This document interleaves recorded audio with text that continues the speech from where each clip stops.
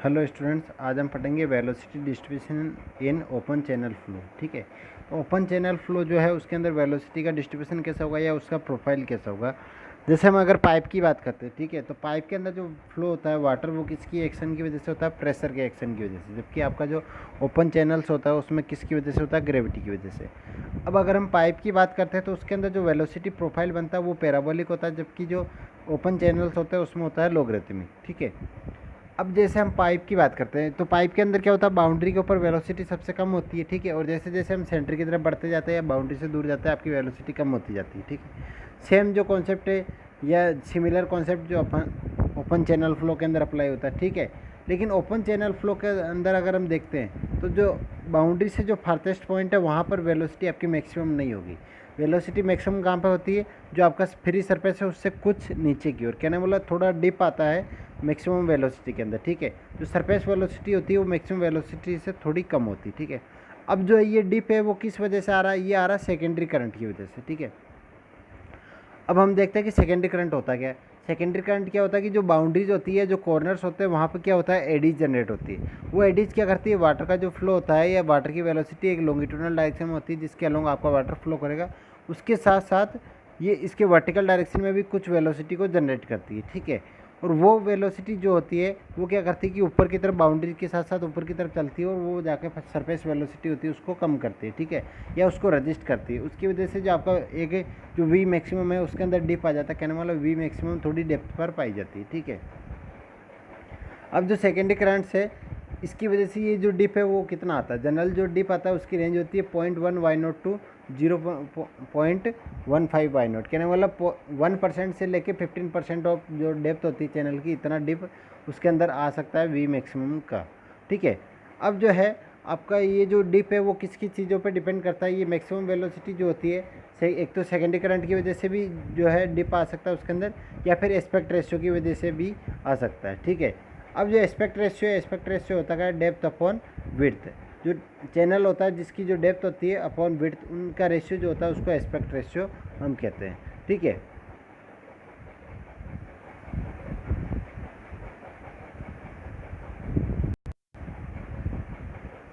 Okay, next. अब जो secondary current होता है वो विड्थ के साथ कैसे वेरिएशन होता है, उसका इफेक्ट जो है कैसे कैसे वेरी करता है। ठीक है, उसको देखते हैं। तो अगर जो चैनल ज़्यादा विड्थ वाला होते हैं, जिनकी विड्थ अच्छी होती है, ज़्यादा होती है, उसमें क्या होता है कि आपका जो सेकेंडरी करंट होता है उसका इफेक्ट कम से कम होता है। कहने का मतलब जो अगर जैसे बी अपॉन डी, बी क्या है आपकी विड्थ है और डी क्या है डेप्थ ऑफ चैनल है। ठीक है, इसका रेशियो आपका 5 से ज़्यादा या 5 से कम, दोनों केस में लग लो। जैसे 5 से ज़्यादा है बी अपॉन डी का रेशियो, तो हम उसको बोलेंगे वाइड चैनल। अगर कम है तो उसको हम बोलेंगे नैरो चैनल।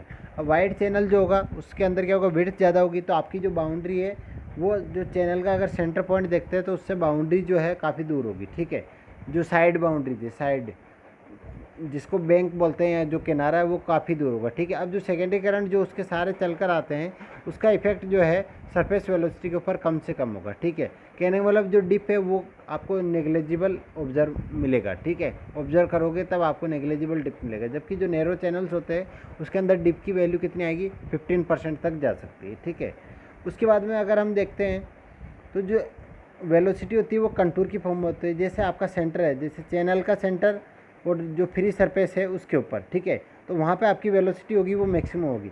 अब जैसे जैसे आप बॉटम की तरफ जाते हो या बाउंड्री की तरफ जाते हो आपकी वेलोसिटी जो है ओपन चैनल के अंदर कम होती जाती है। ठीक है, अब जो है इसमें क्या होता है कि वेलोसिटी सेंटर के ऊपर पूरी एक है, सपोज करो 6 है। ठीक है, उससे आप 1 मीटर की दूरी ले ली, तो हर एक 1 मीटर डेप्थ पे 1 मीटर, और सेंटर से बाउंड्री की तरफ अगर आप जो बैंक की तरफ जाते हो दोनों तरफ। ठीक है, तो उन पॉइंट्स के ऊपर अपन मेजर करते हैं। सपोज करो एग्जांपल हमें वेलोसिटी मिल रही है 5 मीटर पर सेकंड। ठीक है, फिर हमने क्या किया? 2 मीटर डेप्थ, 2 मीटर दोनों साइड में सेंटर से मेजर किया, तो हमें वेलोसिटी मिली 4.5 मीटर पर सेकंड।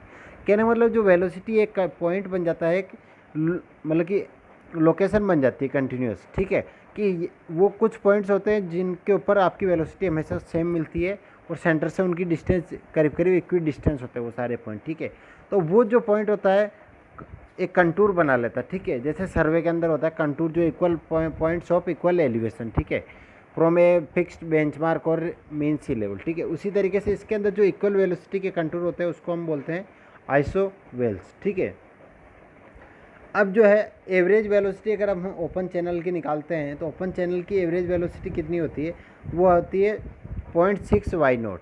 ठीक है, कहने का मतलब जो वेलोसिटी है 0.6 वाई नोट, जिसे आप जो डेप्थ है इसकी वाई नोट डेप्थ है। ठीक है, तो 0.6 वाई नोट डेप्थ के ऊपर जो वेलोसिटी होगा वही मीन वेलोसिटी हम मेज़र करके चलते हैं किसके अंदर, ओपन चैनल के अंदर। ठीक है, और वो किस केस में करते हैं, जब आपकी डेप्थ लो हो। ठीक है, क्यों, क्योंकि उसके अंदर जो डेप्थ अगर लो होगी तो ऊपर बॉटम से लेकर टॉप फ्री सरफेस तक आपकी वेलोसिटी के अंदर वेरिएशन कम से कम होगा। ठीक है, लेकिन अगर चैनल की डेप्थ बढ़ जाती है, डेप्थ बढ़ जाएगी तो उसके अंदर जो वेरिएशन है वो भी बढ़ जाएगा। ठीक है, तो उसकी वजह से हमें क्या करना पड़ेगा, जो वेलोसिटीज़ का एवरेज लेना पड़ेगा। तो हम क्या करेंगे, जो 0.2 वाई नोट डेप्थ के ऊपर और 0.8 वाई नोट डेप्थ के ऊपर जो अलग अलग जगह है वहाँ पर हम क्या करेंगे, उन जो वेलोसिटी आ रही है 0.2 वाई नोट और 0.8 वाई नोट के ऊपर जो वेलोसिटी आ रही है, उन दोनों वेलोसिटी को एडअप करके और उसका एवरेज निकालेंगे। ठीक है, तो वो जो वैल्यू मिलेगी उसको हम मीन वैल्यू की फॉर्म में लेंगे। ठीक है, अब जो मीन वैल्यू अगर हम बात करते हैं सरफेस वेलोसिटी का कितना परसेंटेज होती है। ठीक है, तो सरफेस वेलोसिटी का 80% से 95% वेलोसिटी जो होता है सरफेस वेलोसिटी की वैल्यू के, वो होता है आपका मीन वेलोसिटी। ओके, अब जो एस्पेक्ट रेशियो होता है वो डेप्थ अपॉन विड्थ। ठीक है, तो जो सेलो रिवर होती है उसके लिए एस्पेक्ट रेशियो कैसा होता है, आपका लो होता है।